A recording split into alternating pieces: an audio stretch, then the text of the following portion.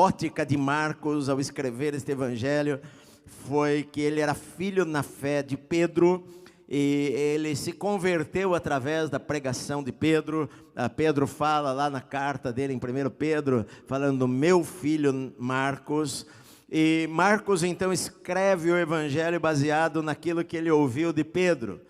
E Marcos, ou João Marcos, filho de Maria, que lá em Atos ele aparece pela primeira vez, quando Pedro sai da prisão e vai até a casa de Maria, mãe de João Marcos. João Marcos depois viaja com Paulo, viaja com Barnabé, que era seu parente.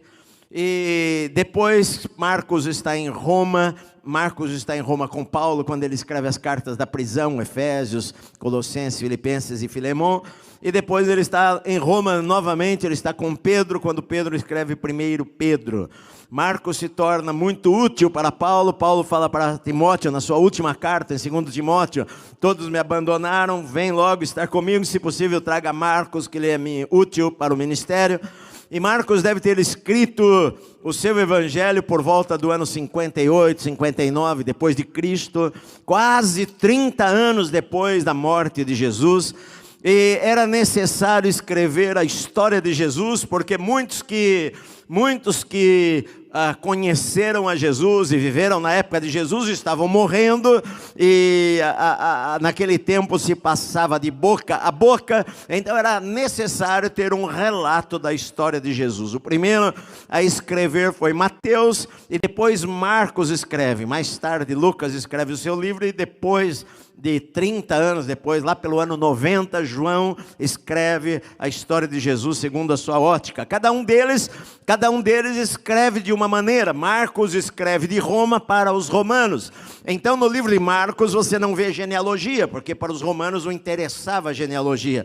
No livro de Marcos você não vê quase citações do Antigo Testamento. Ele está escrevendo não para judeus, então não interessa ele colocar citações do Novo Testamento, do Velho Testamento, para a gente que nem tinha ideia do Velho Testamento. Então ele escreve a história de Jesus muito rapidamente. A palavra que ele mais gosta de usar é a palavra logo, ou em algumas versões, imediatamente. Ele escreve uma carta para ser lida para pessoas que não sabiam ler, de maneira que esta carta iria ser atrativa. As pessoas iriam ficar presas ao ouvir esta história de Jesus deste ponto de vista. Então é uma carta rápida, é uma carta de ação, de movimento, é uma carta em que tem muitas curas. Tem apenas 2 sermões nesta carta. No capítulo 4 ele conta a parábola do semeador, e no capítulo 13 ele conta sobre as últimas coisas do sermão de Jesus lá no Monte das Oliveiras para os seus discípulos,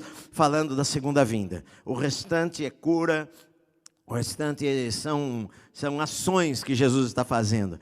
Então a carta começa falando de João Batista. Ele fala este é o evangelho de Jesus. Ele quer apresentar Jesus, filho de Deus. E ele fala quando esta palavra evangelho, boas novas, ela sempre era precedida da chegada de um novo rei. Mesmo César Augusto, usaram para César Augusto, que é a chegada do evangelho, o nascimento de César Augusto, as boas novas, boas de alegria. E Marcos usa esta palavra aqui para falar: olha, chegou o Filho de Deus. E todo rei que chega alguém para abrir o caminho, chega alguém para anunciar a chegada de rei, do grande rei. Então ele cita: olha, os profetas antigos já falavam de um homem que iria ser o predecessor do grande rei, o arauto, anunciar a chegada do rei. E este homem era João Batista. E a partir dali, então ele começa a falar da história de Jesus. Ele fala do batismo rapidamente, fala da tentação. Ele não menciona nenhuma tentação, ele só fala que Jesus foi tentado. E ele então já começa a falar do ministério de Jesus na Galileia. Ele pula quase 1 ano do ministério de Jesus. Na verdade, o evangelho de João cita passagens no começo que aconteceram na Judéia. Jesus ficou quase aproximadamente 1 ano na Judéia pregando, depois que foi batizado por João lá no Rio Jordão. Mas Marcos não cita nada disso daí. Marcos já começa 1 ano quase depois do ministério de Jesus. Jesus já no norte, lá na Galileia, exercendo o seu ministério lá. Então nós vamos ler capítulo 1, versículos 21 ao 28. Depois entraram em Cafarnaum e logo no sábado foi ele ensinar na sinagoga. Maravilhavam-se da sua doutrina, porque os ensinava como quem tem autoridade, não como os escribas. Não tardou que aparecesse na sinagoga um homem possesso de espírito imundo, o qual bradou: que temos nós contigo, Jesus Nazareno? Vieste para perder-nos? Bem sei quem és, o Santo de Deus. Mas Jesus o repreendeu, dizendo: cala-te, sai deste homem. Então o espírito imundo, agitando violentamente e bradando em alta voz, saiu dele. Todos se admiraram, a ponto de perguntarem entre si: que vem a ser isto? Uma nova doutrina. Com autoridade ele ordena aos espíritos imundos, e eles lhe obedecem. Então correu célere a fama de Jesus em todas as direções, por toda a circunvizinhança da Galileia. Amém. Pai querido, fala conosco nesta manhã, através da Tua palavra. Nós abrimos o nosso coração para o Senhor, em nome de Jesus. Amém. Vamos aplaudir ao Senhor, queridos.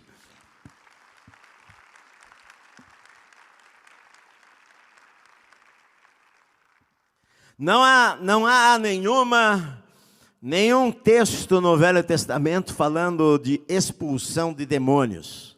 Nenhum dos profetas do Antigo Testamento, nem Elias e nem Eliseu, lidaram com gente endemoniada. De maneira que aqui na época de Jesus eles não conheciam o que era isto. Eles ficaram abismados diante daquilo que aconteceu naquela manhã de sábado. Era sábado, uma manhã de sábado. E muitas pessoas não acreditam na existência de demônios. Outras pessoas veem demônios em toda parte. Mas a Bíblia fala bastante sobre a ação de demônios, de que eles são seres reais, invisíveis, são espíritos, assim como os anjos, que são espíritos. Os demônios, na verdade, eles existem. Eles eram anjos que estavam no céu. Eles adoravam a Deus. Eles obedeciam a Deus. Mas com a revolta e o abandono de Lúcifer, no céu, Lúcifer, a Bíblia diz que ele levou com ele a terça parte dos anjos. A terça parte dos anjos são milhões e milhões de anjos. A gente não sabe quantos anjos existem, mas a Bíblia diz que são milhares de milhares e milhares. Por exemplo, eu estou pregando no livro de Apocalipse, e lá fala que quando alguns demônios, os 4 demônios lá que estão presos, 4 anjos que estão presos junto ao rio Eufrates, na época do Apocalipse eles vão ser soltos, e eles vão levar 200 milhões de demônios para matar a terça parte dos homens sobre a terra. Fala de 200 milhões de anjos, ou demônios na verdade. Então, existem milhões e milhões e milhões de demônios que estão agindo sobre a terra. A Bíblia diz lá em Efésios que a nossa luta não é contra pessoas, a nossa luta não é contra carne e sangue, a nossa luta é no mundo invisível, a nossa luta é contra principados ou príncipes ou autoridades no mundo espiritual, potestades, contra os dominadores deste século, deste mundo tenebroso, contra as forças espirituais do mal nas regiões celestiais. A nossa luta não é aquilo que nós enxergamos, a nossa luta é no mundo invisível, onde os demônios e anjos, eles agem. A gente não vê demônios como a gente não vê anjos, mas a gente vê o que eles fazem. Assim como a gente não vê o amor, mas a gente vê o resultado do amor. A gente não enxerga o ar, mas a gente respira o ar. A gente não vê os demônios. A Bíblia fala que os demônios, eles cegam o entendimento das pessoas para que elas não enxerguem o Evangelho. A Bíblia diz que os demônios, eles são perigosos. Eles vêm, na verdade, com a intenção de matar as pessoas. Eles odeiam a Deus e eles odeiam aqueles que amam a Deus. Eles odeiam a criação de Deus. Eles odeiam os seres humanos. Ele odeia você. E a intenção dos demônios é destruir a tua vida, é matar você, é prender você, é escravizar escravizar você. Esta é a intenção dos demônios. A Bíblia diz lá em 1 João 5,19 que o mundo jaz no maligno. O mundo está dominado pelo maligno. Então, por trás de governos há príncipes, há principados espirituais. Por trás de religiões há principados, há potestades do mal, há demônios agindo. Demônios, eles agem em uma determinada região, trazendo idolatria. Eles agem em uma outra região, trazendo prostituição. Ele age em uma outra região, dominando aquela área, trazendo drogas. São potestades espirituais que atuam em determinada região. Eles têm uma hierarquia, eles obedecem à ordem de demônios superiores a eles. Os demônios, eles são mentirosos. A Bíblia diz, Jesus falou do diabo: vocês têm por pai a Satanás, porque ele é o pai da mentira, ele é mentiroso. A Bíblia diz em 2 Timóteo que nos últimos tempos as pessoas seriam levadas por espíritos enganadores, por espíritos ensinos de demônios, por demônios que enganam, que mentem, que enganam as pessoas.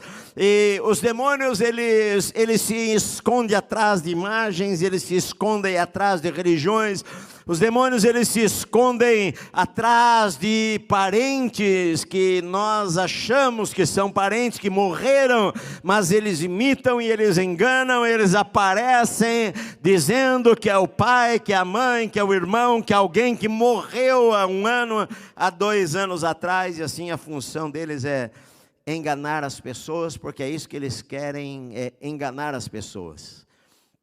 Eles, algumas vezes, podem até se transformar em anjos de luz, a Bíblia diz.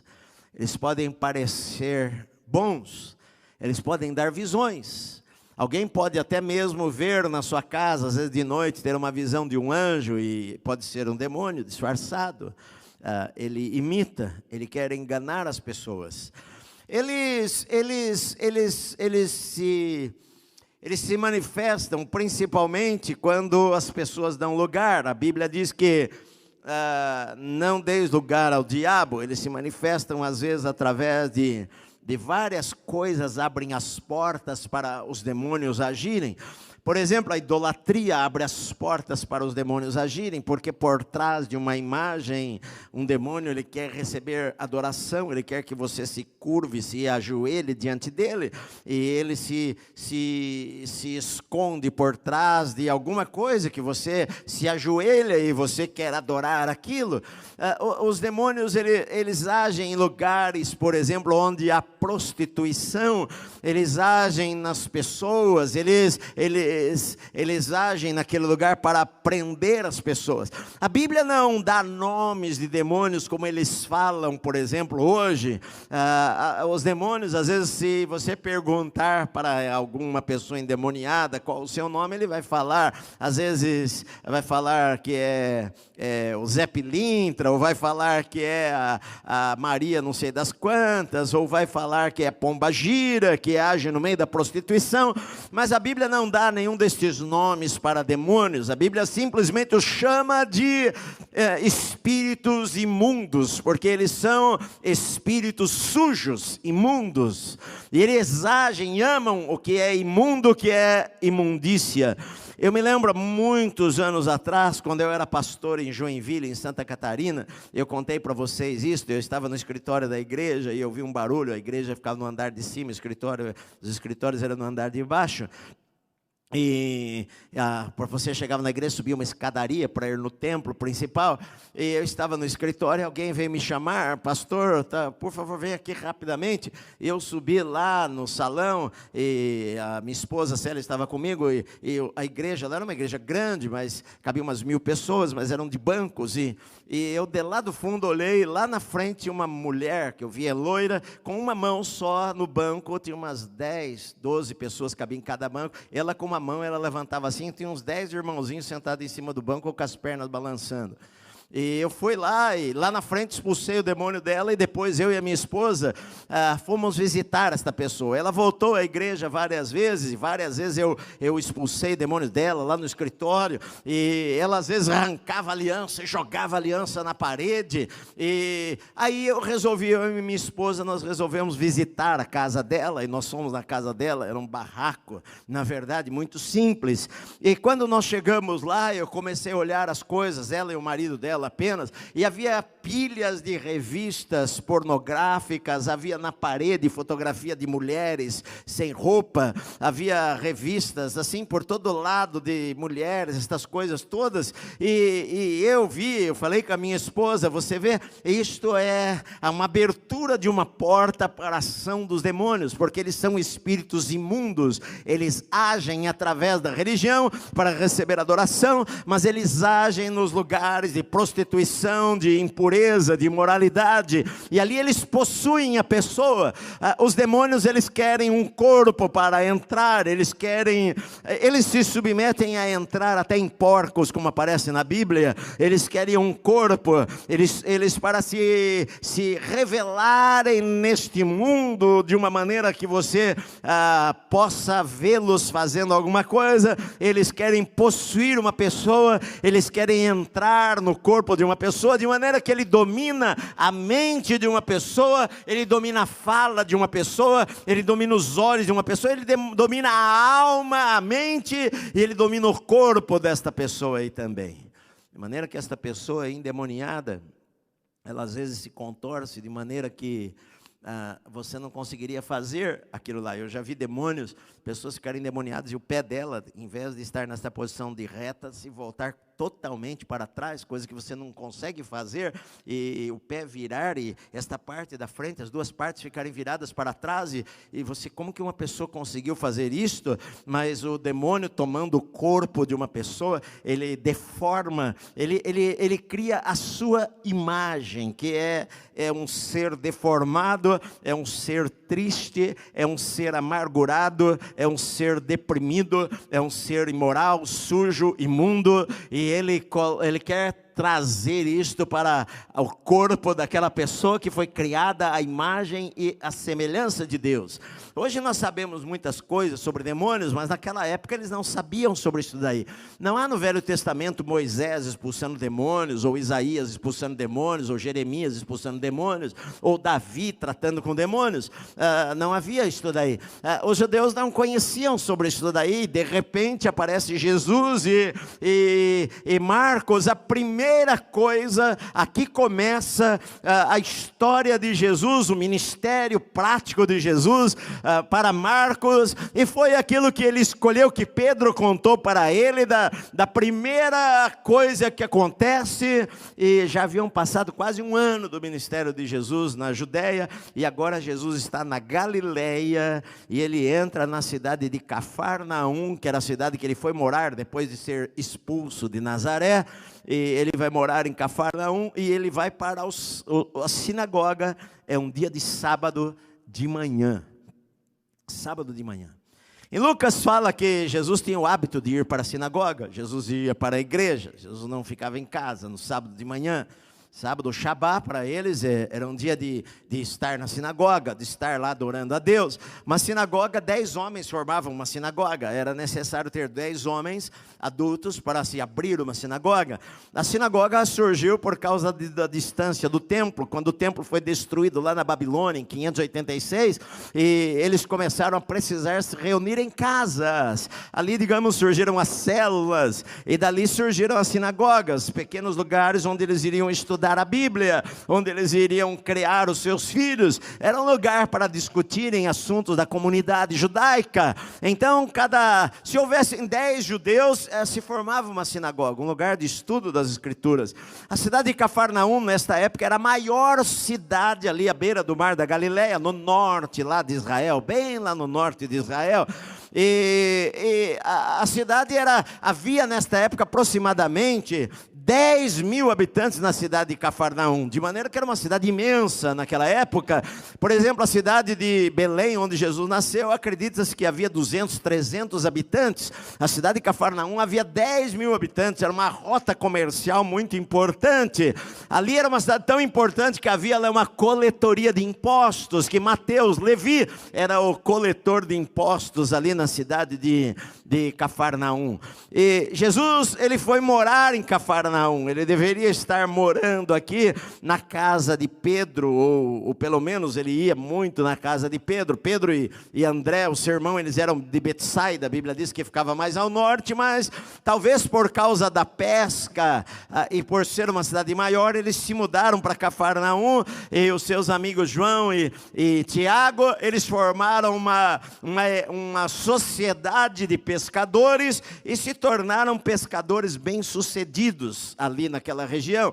Não pense que Pedro e João e André eram miseráveis. Tem gente que pensa, bom, eles não tinham o que fazer, eles foram ser discípulos de Jesus. Não, eles eram prósperos, eles tinham empregados. Naquela época não era qualquer pessoa que tinha empregado. A Bíblia diz que eles tinham empregados e Jesus os chamou para segui-los, e agora eles estão aqui seguindo Jesus, e é a primeira história que Pedro acharia ser importante para começar a contar a história de Jesus lá no norte, na Galileia, e foi o que Marcos faz aqui, contando a história de Jesus a partir daquele dia na sinagoga, quando eles entraram ali. Primeira coisa que chama atenção nesta passagem aqui para mim é a palavra no versículo 22, que fala que as pessoas se maravilhavam daquilo que elas ouviam, a pregação de Jesus. A maioria das sinagogas não tinha um rabino, porque você imagina, uma cidade de 10 mil habitantes, deveria haver várias sinagogas, não havia somente uma sinagoga. Se você for para Cafarnaum hoje, só tem ruínas lá, e lá tem uma sinagoga do 4º século depois de Cristo. Você entra dentro da sinagoga, céu aberto, mas o chão, as paredes estão lá. Pode ser que Jesus ensinou ali. Ela é do 4º século, mas uma coisa que acontecia naquela época era que se criava uma coisa em cima da outra. Por exemplo, um terremoto destruiu a sinagoga, eles iam lá e reconstruíam a sinagoga no mesmo lugar. Acontecia alguma coisa, destruía a sinagoga e iam lá e faziam. Isso aconteceu com as casas também. Então você pode hoje ir em Israel, lá na cidade de Cafarnaum, no sítio de Cafarnaum, sítio arqueológico, e visitar lá a sinagoga e sair da sinagoga. A poucos metros dali está o que eles chamam a casa de Pedro, que pela tradição Pedro morava ali. É uma casa com vários cômodos, várias pessoas moravam ali. A gente vê que ali morava André, morava Pedro, morava a família de Pedro. Pedro era casado, tinha sogra. André provavelmente era casado também, e moravam todos ali como se fossem no mesmo quintal, numa casa só. Era muito próximo. Então olha só, a Bíblia diz aqui que eles foram à sinagoga como era o costume de Jesus. Jesus já estava sendo muito conhecido, porque já havia curado pessoas, já havia feito milagres, já havia feito tantas coisas nesse primeiro ano do seu ministério. A sua fama já havia esparramado por todo lugar. E quando Jesus está agora voltando da Judeia, e ele chega a Galileia novamente, e ele entra na sinagoga, alguém lá da sinagoga, o líder da sinagoga, o administrador da sinagoga, convida Jesus para falar. E Jesus então começa a pregar para eles. A gente pode imaginar a pregação de Jesus, porque Jesus tinha unção para pregar. E quando Jesus começou a falar, primeiramente que as pregações dele, as palavras dele prendiam as pessoas. Vocês viram várias vezes na Bíblia, os soldados romanos, quando foram prender a Jesus, voltaram de boca aberta, e os sacerdotes falaram, cadê ele? Vocês não prenderam? E o que eles conseguiram falar foi, nós nunca ouvimos alguém falar como ele fala. Nós nunca ouvimos alguém falar desta maneira. Os discípulos lá na estrada de Emaús falaram um para o outro, porventura não nos ardia o coração quando ele nos expunha a palavra de Deus?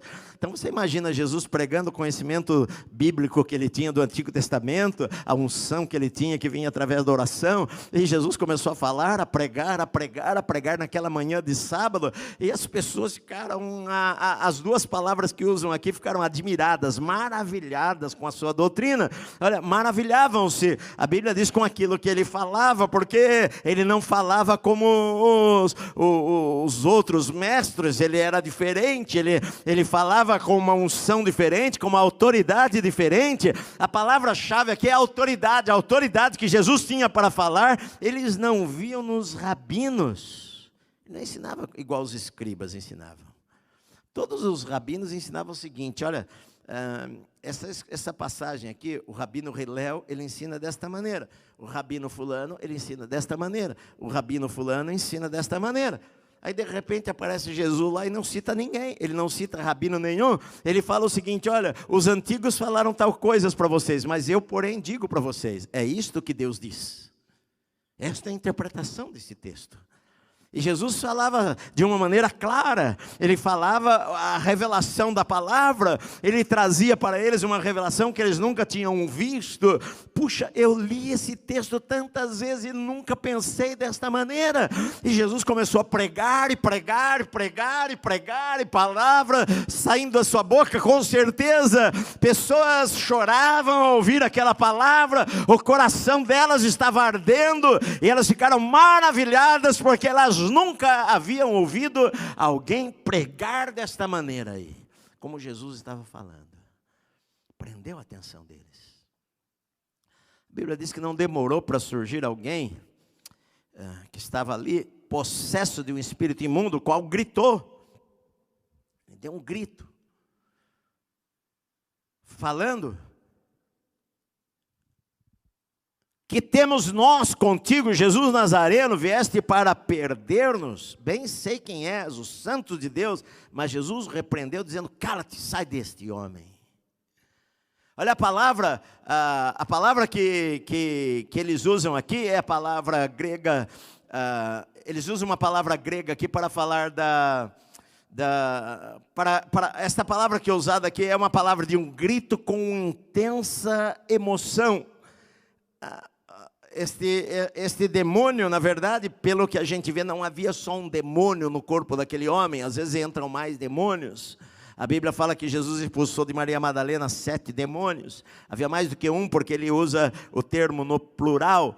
Ele fala que temos nós contigo, ele fala que temos nós contigo, Jesus Nazareno, vieste para atormentar-nos, para perder-nos. A palavra é destruir, viestes para nos destruir antes do tempo. Quem é este que fala com demônios, e os demônios se submetem a ele? Nós nunca vimos uma coisa assim. Com certeza, aquela foi a notícia naquela manhã, é um sábado, a reunião na sinagoga acabava por volta do meio-dia, um sábado de manhã. Jesus tinha o hábito de ir na sinagoga todos os sábados, a Bíblia diz em Lucas que ele ia, segundo era o seu costume, e naquela manhã foi diferente, porque as pessoas ficaram abismadas e saíram dali, espalharam a notícia, de maneira que a Bíblia diz que correu a fama dele por todas as direções, por toda a circunvizinhança da Galileia, porque aquilo impressionou aquelas pessoas, impressionou a Pedro, de maneira que ele, quando conta para Marcos acha importante começar o seu livro contando essa história de que Jesus era o Filho de Deus, que ele tinha autoridade, não só a autoridade sobre as doenças ou coisa assim, mas ele tinha autoridade no mundo invisível, e que diante dele os demônios eram obrigados a se curvar e o adorar. Eles sabiam quem ele era. A palavra aqui é autoridade, meu amado. Autoridade. Autoridade é poder delegado. Autoridade é exousia, a palavra, que é Jesus, ele tinha autoridade de Deus sobre a vida dele, de maneira que ele falava e os demônios obedeciam. Os demônios, eu tenho visto ao longo da minha vida, de que os demônios, eles são mentirosos. Eles são enganadores, eles querem mostrar que eles são fortes, eles querem falar que eles não vão sair. Uma vez um demônio falou para mim, eu não vou sair, você pode fazer o que você quiser, eu não vou sair. Eu falei, mas é evidente que você vai sair, não tem como não sair. Ele quer mentir, ele quer intimidar, ele quer desafiar, porque ele é mentiroso, ele é o pai da mentira. Mas como que ele vai intimidar a Jesus? Você não vê uma vez um demônio querendo intimidar a Jesus, você vê ele apavorado, gritando, saindo imediatamente, porque ele tem medo, ele treme, ele sabe das Escrituras, ele conhece as Escrituras, ele sabe quem é Jesus, ele sabe que é o Filho de Deus, ele sabe do poder de Deus, ele treme diante disso, ele sabe, os demônios não têm possibilidade de eles serem salvos. Não sei porquê, mas eles não têm possibilidade de perdão, eles não têm como se arrepender. Um demônio falar, olha, eu me arrependo, eu quero voltar ao céu. Não tem como um demônio se arrepender. A Bíblia diz, eu estou ensinando em Apocalipse, que há demônios mais poderosos, que eles estão presos para o dia do juízo. Eles talvez poderiam causar um dano muito grande à terra, e Deus colocou-os em prisões, diz lá em 2 Pedro, em Judas, Deus os prendeu no poço do abismo, e eles estão lá, alguns estão presos em outras regiões da terra, mas eles não podem agir, alguns deles nunca serão soltos, alguns deles vão ser soltos apenas no dia do juízo, e vão ser julgados e lançados no lago de fogo. Outros vão ser soltos durante o tempo da grande tribulação aqui nesta terra, e vão atormentar pessoas, mas há milhares que estão por aí, destruindo casamentos, destruindo famílias, escravizando pessoas nas drogas, levando pessoas à prostituição, entrando nos corpos de pessoas para mudar a identidade dela, entrando nos corpos de pessoas para elas fazerem coisas abomináveis. Eles às vezes se disfarçam, às vezes eles entram e causam doenças. Não são todas as doenças que são causadas por demônios. Doenças às vezes são causadas pelas coisas naturais, genéticas. Às vezes você vai sair, toma uma chuva e saiu de um lugar quente, fica resfriado. Não é o que o demônio causou aquilo. Às vezes são coisas naturais, mas a gente vê na Bíblia que demônios causavam cegueira, demônios causavam mudez. Jesus expulsando demônios do mudo cego, o cego passou a enxergar e o mudo passou a falar. Não está dizendo que quem é cego tem demônios, não é isto daí não, queridos. Está dizendo que demônios podem causar doenças também, mas evidentemente que quando são expulsos, aquela doença desaparece também. Eles, por exemplo, podem causar epilepsia, eles podem causar loucura, eles podem causar uma pessoa ficar maluca e ser internada em um lugar, num hospício. Ele pode causar doenças que às vezes os médicos não descobrem. Eu lembro uma vez, eu fui expulsar demônio de uma senhora, e ela havia feito cirurgias e operado o estômago, ela era pele e osso, e os médicos não descobriam o que ela era, achavam que era uma coisa, achavam que era outra, achavam que era outra coisa. E um dia eu fui orar por ela, era quase meia-noite, eu fui na casa dela, e ela era terrivelmente endemoniada, possessa por muitos demônios, e que muitas vezes se manifestou que demônios saíam dela, e às vezes tem milhares de demônios, às vezes saem todos em uma hora, às vezes vão saindo aos poucos, mas ele causava doença, ele causa doença nas pessoas, ele cega os olhos das pessoas, de maneira que o evangelho é tão claro, mas a pessoa não consegue enxergar, porque eles agem no mundo invisível, no mundo espiritual, mas diante da presença de Jesus em um lugar, eles não conseguem ficar ali naquele lugar, por causa da presença de Jesus. Que Jesus tem autoridade sobre os demônios, e bastou uma palavra. Jesus nem precisou ficar conversando muito com eles, que na verdade eles têm pouca coisa para nos falar, porque eles são mentirosos, eles podem mentir para você. Você pode falar para eles, fala a verdade, mas a natureza deles é mentira, eles vão mentir. Ele pode falar o nome lá que não é o nome dele verdadeiro, ele pode inventar histórias, ele pode falar coisas que não são verdades para querer te desmoralizar diante das pessoas. Ele é mentiroso, ele é o pai da mentira. Então, geralmente o que eu vejo é que a gente tem que manda sair e tchau. Não tem que ficar muita conversa com eles, que eu tenho que conversar com Deus, com eles eu tenho que mandar embora e acabou. Jesus falou apenas uma vez, perguntando qual é o teu nome. Ele falou, meu nome é Legião, porque somos muitos. E Jesus mandou eles embora, e eles, com medo, aterrorizados, a Bíblia diz que eles pediam para Jesus não mandarem eles para fora daquela região, porque eles foram designados para atuarem naquela região. Há demônios que são ordenados pelos seus superiores, vocês vão agir naquela parte da cidade de São Paulo, vocês vão agir naquela igreja, vocês vão agir naquele lugar, vocês vão destruir aquele lugar, e se eles não obedecerem isso daí, eles vão ser punidos, eles vão sofrer na mão dos outros demônios que são mais fortes do que eles.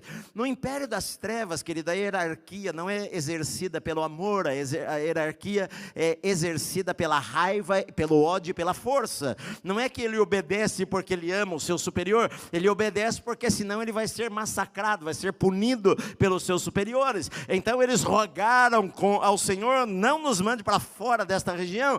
Outras vezes outros demônios rogaram a Jesus, não nos mande para o abismo, porque o poço do abismo é o lugar onde eles são presos, e eles não querem estar presos, eles querem agir, eles querem destruir pessoas, eles querem matar pessoas, eles querem destruir a vida os lares das pessoas, é isso que eles querem fazer. Então eles querem estar soltos, eles querem atrapalhar a tua consagração a Deus, eles querem colocar gente na sua vida que te leve para longe de Deus.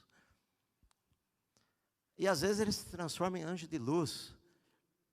Eles querem colocar alguém, às vezes, no teu caminho, que fale coisas boas e te leve para longe do Senhor. Levando, às vezes, um amigo, um namorado. Já conheci gente que amava a Deus de verdade, e de repente aparece um namorado lá que afasta a pessoa de Deus. E leva a pessoa, às vezes, para uma seita satânica. O diabo, evidentemente, que está atrás dos pastores, os demônios. O diabo, quando a gente fala diabo, queridos, o diabo não é onipresente, nem demônios são onipresentes. Aqui, por exemplo, há demônios porque são bilhões de demônios. O diabo, por exemplo, a gente fala, o diabo está aqui. O diabo não está aqui. O diabo, no livro de Jó, falou, de onde você vem? Eu venho de rodear a terra. O diabo agora pode estar lá na China. Se ele está na China, ele não tem como estar aqui no Brasil. Ele é um só, ele não está em toda parte. Se ele está lá na Índia agora, fazendo alguma coisa lá, ele não está aqui. Ele não tem como ir lá, aqui, todo o tempo. Ele é limitado. O que ele tem é um exército de demônios, numa hierarquia de principados e potestades e dominadores do mundo tenebroso e de governos que estão esparramados e organizados, assim como uma organização criminosa de gente é bem organizada. O reino das trevas é muito mais organizada do que uma organização humana. Eles são organizados, cada um tem a sua função. Tem pastores para atacar igrejas, tem pastores para colocar doutrina, pastores têm demônios para atacar a igreja, tem demônios para colocar doutrinas falsas, tem demônios para atacar pastores, para levar pastor ao adultério, levar pastor ao pecado, porque destruindo o pastor, ele vai destruir a vida de ovelhas. Há demônios que estão em operação na terra, mas diante do nome de Jesus, eles são obrigados a ir embora daquela região. Eles não podem fazer. Agora aqui, é uma história linda de uma pessoa, porque se você for pensar aqui neste homem, que a vida dele mudou radicalmente, claro, a partir daquele dia. Ele poderia ser uma pessoa deprimida, uma pessoa atormentada, brigar se ele fosse casado, um marido terrível, quando ficava possesso dentro da sua casa, talvez, ou quando ele falava coisas raivosas para seus familiares. As pessoas às vezes não sabiam o que era aquilo, mas ele falava com raiva, talvez, e maltratava pessoas dentro de casa, e vivia numa angústia terrível, um vazio terrível terrível no seu coração, a ação de demônios. Talvez este homem vivesse em pecados graves para esses demônios terem achado uma porta para entrar na vida dele, mas de repente ele estava livre, havia paz no seu coração, havia alegria na sua vida. A vida de uma pessoa muda radicalmente. Eu já vi gente que, diácono na igreja, que quando chegou na igreja era endemoniado, angustiado, triste, e de repente é uma pessoa alegre, está livre, a vida mudou radicalmente. Ninguém diria que um dia aquela pessoa esteve naquela situação lá. Porque Jesus muda completamente a vida do ser humano. Talvez você que está aqui hoje, você que está em casa, você já foi possessa por espíritos malignos e Jesus te libertou, você é uma outra pessoa. Saiu aquela angústia do coração, aquele poder do pecado que escravizava, às vezes na prostituição, escravizava no homossexualismo, escravizava em viver vida em orgias, escravizava naquele poder do pecado, e de repente está liberto agora, é outra pessoa, tem outra motivação na vida, outros sonhos na vida. Deus fez algo maravilhoso na sua vida, louvado seja Deus. Jesus libertou Maria Madalena, a Bíblia diz que ela era possuída por 7 demônios que a levavam ao pecado, mas Jesus expulsou os demônios dela e ela passou a seguir a Jesus, a amar a Jesus, a servir a Jesus. A vida de uma pessoa muda radicalmente depois que ela é livre desta opressão satânica que uma pessoa tem. Agora Jesus, vocês estão aqui comigo? Mas Jesus, ele falou o seguinte: para mim e para você, eis aí, eu vos dei poder e autoridade para pisar de serpentes e escorpiões e sobre todo o poder do maligno. Tem gente que pensa,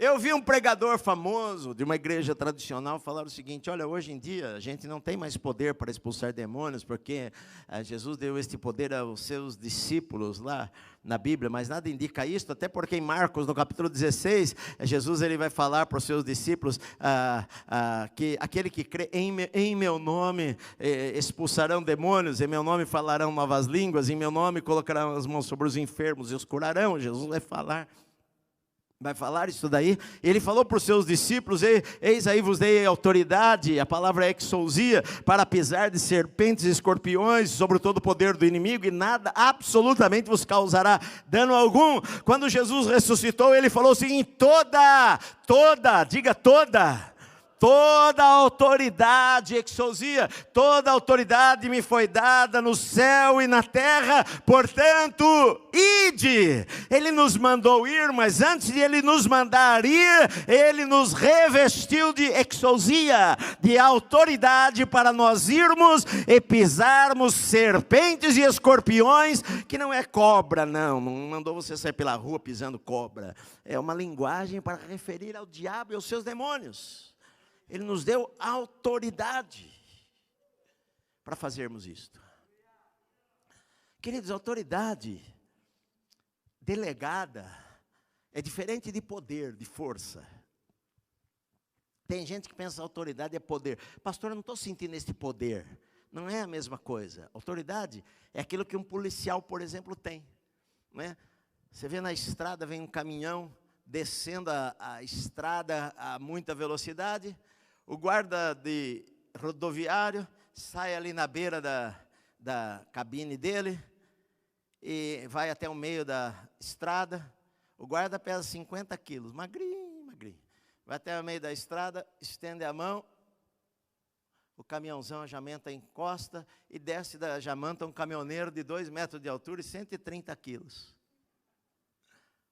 E o guarda chega diante dele: o senhor está em alta velocidade, isto, eu vou te dar multa, sim senhor. Não é que aquele caminhoneiro tem medo deste guarda que é magrinho, mas este guarda magrinho, ele está revestido de autoridade, da autoridade do Estado.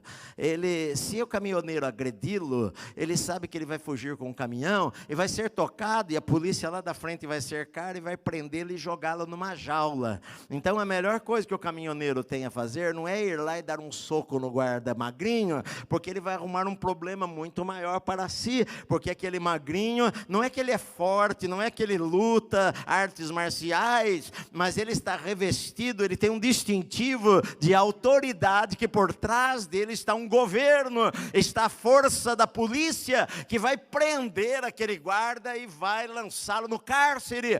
Isto significa autoridade. Jesus, ele está dizendo, eu estou dando a você, não é força, eu estou dando a você a autoridade para você pisar serpentes e escorpiões e todo o poder do maligno, e nada absolutamente vai causar danos para você. Nada absolutamente vai causar danos para você. Então você tem autoridade. Pastor, quem que tem autoridade? Todo crente. Ele não falou, o que tiver, eu vou dar autoridade aos pastores, eu vou dar autoridade aos crentes de 20 anos de igreja, eu vou dar autoridade aos crentes que conhecem a Bíblia. Não, o menor dos cristãos, se você saber, você se converteu hoje, e você saber, Deus me deu autoridade para expulsar demônios. Se alguém cair endemoniado, você manda ele sair, e você crê na tua palavra, a autoridade é manifestada através da fé, e você crê na tua palavra, ele é obrigado a sair. Eu já falei para o demônio, você sai. O demônio falou, não sai. Eu falei, eu já mandei você sair, eu não vou falar 2 vezes. E virei as costas e saí. Ele tem que sair. Ele não tem opção. Ele não tem opção. Ele não tem vontade. A vontade é ficar, mas a vontade dele não ultrapassa. Ele treme, ele sabe quem tem autoridade, quem conhece a Deus. É claro, Jesus, ele falou, certa vez os discípulos não conseguiram expulsar um grupo de demônios lá. Ele falou, Senhor, por que nós não conseguimos expulsá-lo? E Jesus falou, por causa da pequenez da tua fé, que você não creu. Você tem autoridade, Deus já deu a você autoridade, portanto ide. Agora a autoridade se manifesta quando a gente vai para a Cracolândia, vai para a rua, vai na esquina, vai pregar lá para a prostituta, vai pregar não sei aonde, vai pregar para gente novo que não é crente. Aí você alia a necessidade, alia uma pessoa endemoniada, ali você vai numa casa, ali você vai fazer uma visita, ali você ora pelas pessoas, e Deus deu a você autoridade para pisar serpentes e escorpiões. Quando eu era novo convertido, eu li a Bíblia, isto me deixou assim, que eu virei caçador de demônio. Depois passou essa coisa do momento, né? Mas eu queria saber onde tinha gente endemoniada, que eu queria ir lá. Queria ver se funcionava, e claro que funcionava. Claro que funcionava. Na igreja, quando caía, alguém tinha a tarde da libertação. Toda sexta-feira era a tarde da libertação. Eu ajudava o pastor. Eu tinha 16 anos. Eu ajudava o pastor lá. E caía 50 endemoniados. Era trabalho de libertação. E aí eu só ficava de olho, porque daí eu queria visitar um por um, ir na casa de um por um, para expulsar os demônios deles na casa. Porque eu via que Deus nos deu autoridade. Deus deu autoridade a você, a qualquer um que crer em Jesus. Você se converteu hoje. A partir de hoje, o Senhor fala para você, então, olha, toda autoridade me foi dada nos céus e na terra, portanto, ide e fazei discípulos de todas as nações. Ele deu a você essa autoridade para você ir e fazer. Então você exerça a autoridade que Deus deu a você. A Bíblia diz lá em Efésios que Deus o colocou acima de todo principado e potestade, e colocou todas as coisas debaixo dos seus pés. Entre os pés e a cabeça, Jesus é a cabeça, entre os pés e a cabeça, o que está lá? O corpo. Os demônios estão debaixo dos pés. Entre os pés e a cabeça está o corpo. E a Bíblia diz em Coríntios que nós somos o corpo de Cristo.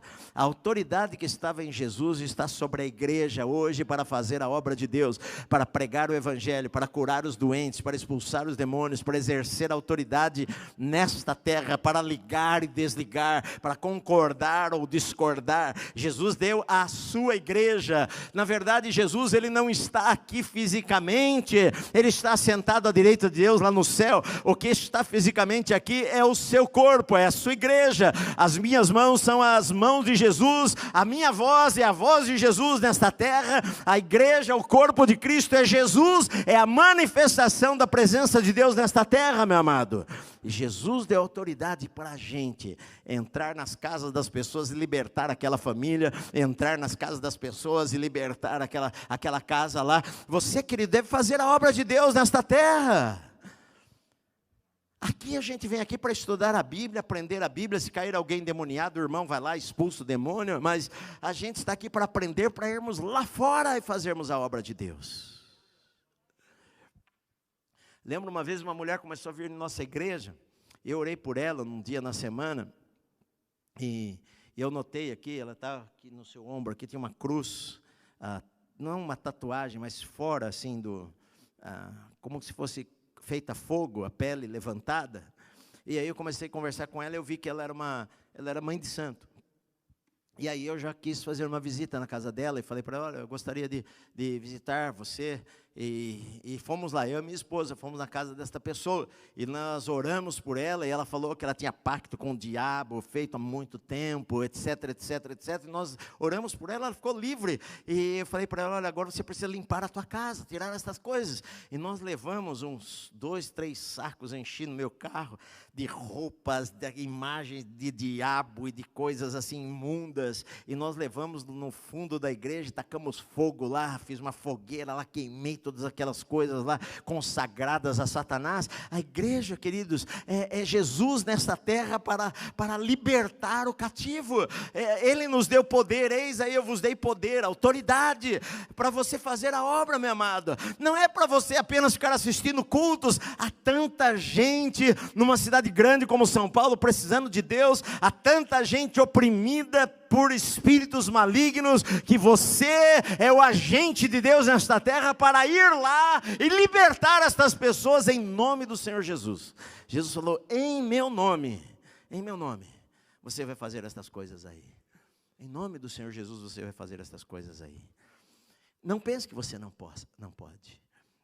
Você se lembra, só para eu terminar, já contei para vocês esta história, mas quando eu era ainda adolescente, ia atrás, era caça-demônios.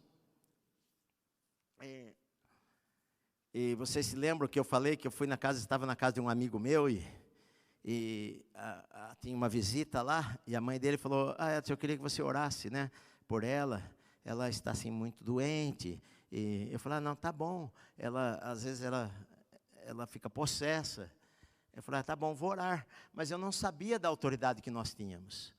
Então eu fui para o quarto, ela ficou na sala com a mãe do meu amigo, eu e meu amigo fomos para o quarto, trancamos a porta, e do quarto nós oramos por ela. Ele falou, Senhor, coloca as tuas mãos sobre esta pessoa. E aí nós ouvimos um barulho, abrimos a porta do quarto e ela rolava que nem um peão, ela batia numa parede, batia na outra parede, batia numa parede, batia na outra parede. E eu fiquei olhando assim, falei, bom, o que eu vou fazer agora? Eu vou ligar para o pastor.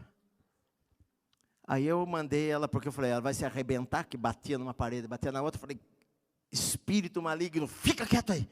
Aí ela se encolheu no cantinho, na parede, ficou uma bolinha no cantinho da parede, encolhidinha.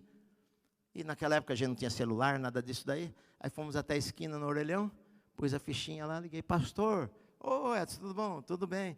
É o seguinte, pastor, nós estamos aqui numa casa, estou aqui na casa do Reinaldo, meu amigo aqui, da igreja, né? Estou na casa do Reinaldo aqui, e tem uma mulher aqui endemoniada, eu mandei ela ficar quieta, lá o demônio ficar quieto, aí está encolhido lá. O senhor pode vir aqui para expulsar? Eu falei, claro, só daqui a pouquinho eu estou aí. Ele tinha um fusquinha vermelho, lembra até hoje.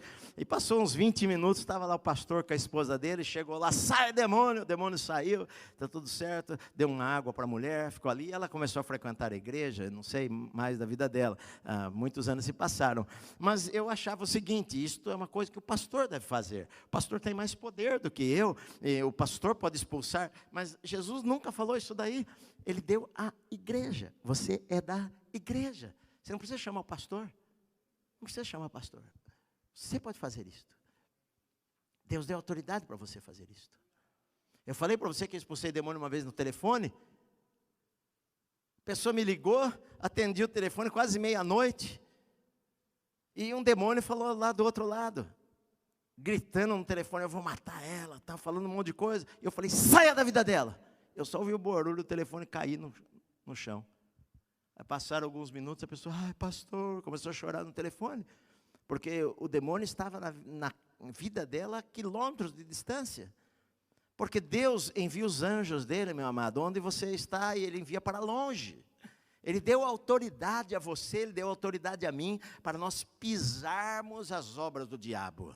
Nós não temos medo de feitiço, nós não temos medo de feitiçaria, nós não temos medo que faça obra contra a nossa vida, nós não temos medo que façam coisas, magia negra contra a nossa casa. Na nossa casa praga nenhuma vai chegar à nossa tenda. O Senhor é o que nos guarda, guarda a nossa vida, guarda a nossa casa. Se você andar com Deus, você é guardado pelo Senhor. Você não precisa ter medo de obra do diabo, você não precisa ter medo de demônios, você não precisa ter medo do que o diabo pode fazer, mas nós somos a força nesta terra. A Bíblia diz: as portas do inferno, não é que nós estamos trancados, mas o inferno está lá e há uma porta, e nós vamos lá e chutamos aquela porta. As portas do inferno não prevalecerão contra a igreja do Senhor Jesus. A igreja do Senhor Jesus é a maior força nesta terra, meu amado.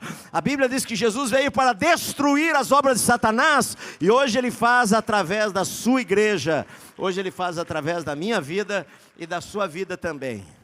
Hoje Deus faz através da minha vida e da sua vida também.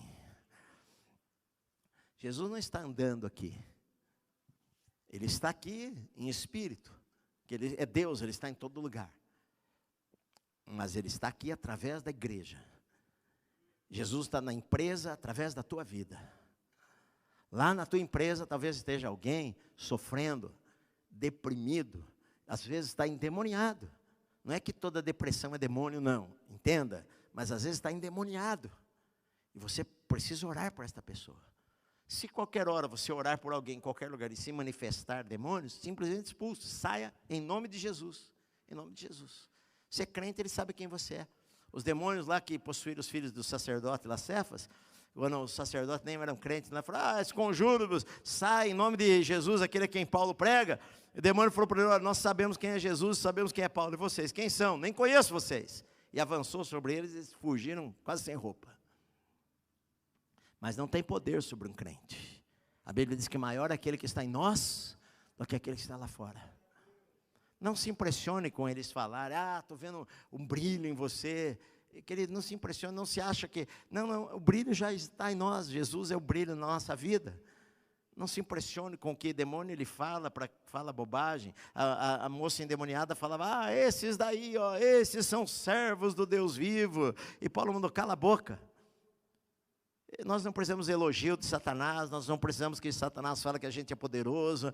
Nós sabemos que nós temos autoridade porque Jesus deu autoridade à sua igreja, a mim e a você, para irmos. A tua mão é a mão do Senhor. Você tem poder para colocar a mão sobre doentes, você tem poder para colocar as mãos sobre alguém que está perturbado e libertar aquela pessoa. Não é porque você é grande, mas é porque o Senhor deu a você a autoridade para você fazer isso daí.